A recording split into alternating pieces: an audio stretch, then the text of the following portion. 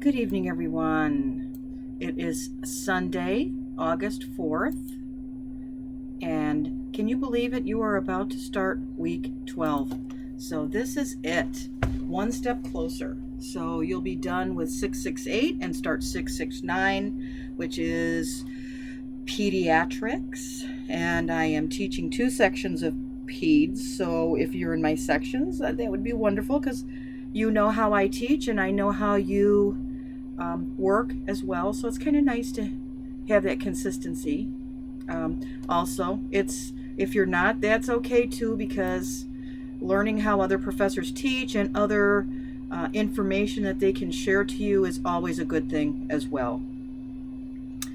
So let's look at our last module of the course for week 12. Prepping for your exam and writing your reflection paper. So I have the PowerPoint presentation complete, but I want to proofread it and go over it one more time, so I will submit that tomorrow during the day sometime. So let's look at the overview for week 12, and this focuses on chronic diseases disproportionately affect women. It's important to monitor for these health concerns and follow current best practice. So these can include autoimmune disorders. Lots of women, especially they start typically in the late 30s, 40s. You'll see women begin to develop autoimmune disorders, thyroid, hypoactive thyroid, cardiovascular disease, osteoporosis, issues with menopause. So many things begin to occur at that period in time, and that's what this week's readings and PowerPoint presentations are focused on. Now, the reflection paper is worth 100 points, and you know how I like to have papers written now, so make sure that you are writing this in a scholarly manner, writing your introduction first without using the word introduction. Reflect on your thoughts and feelings about working in women's health prior to the start of this course. Now, this is one paper that I am going to allow you to use references to yourself, because this is a reflection paper.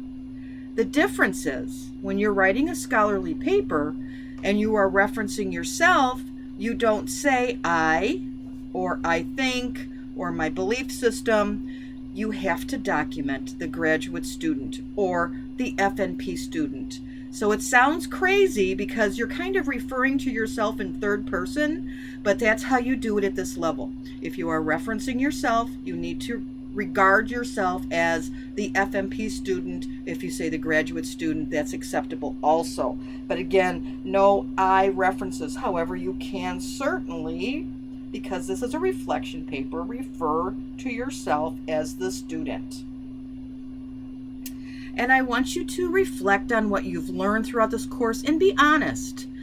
This is a new course. It's the first time I'm teaching it. It's the first time it's being taught. I know that there were bumps along the road.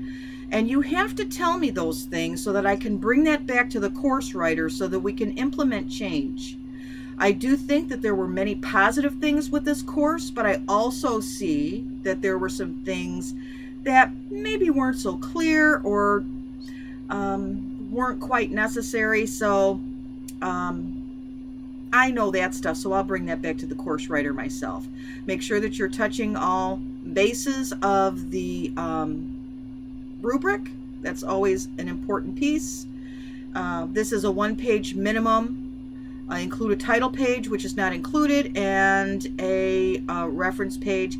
Always make sure and make this part of your routine that when you're writing a scholarly paper that you use Times New Roman 12-point font with 1-inch margins. Because if you're going to do something, you want to do it right. And our duty as professors at the graduate level is to ensure that you know how to do things the correct way. So that's what my quest is.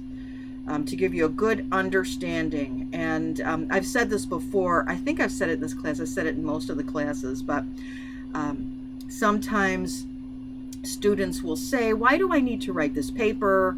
I'm going to be an FNP. It's a clinical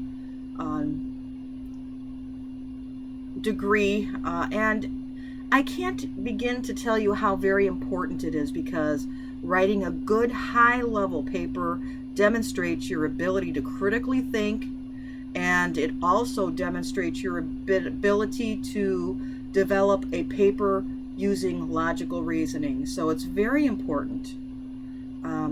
So I will get that out to you tomorrow. If you have any other questions, please contact me, and I look forward to working with you all in the next course if you're with me, and if not, I wish you all the best.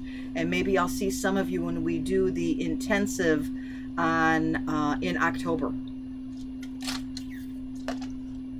Have a good evening.